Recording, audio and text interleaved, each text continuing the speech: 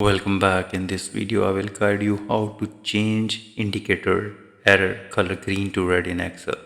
By default, Microsoft Excel shows error indicator like small triangle in cells in green color. Unfortunately, Excel does not allow you directly change this color to red through built-in setting. However, here are the best workaround you can use.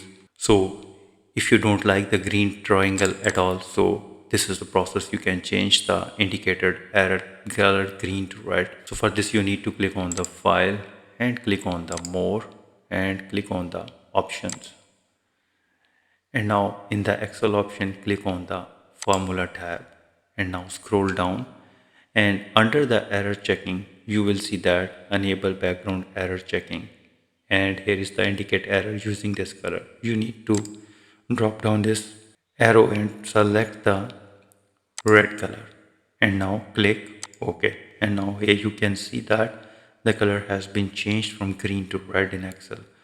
So this is pretty simple and easy. I hope you like the video. If you think this video is helpful, please support my channel. Thanks for watching.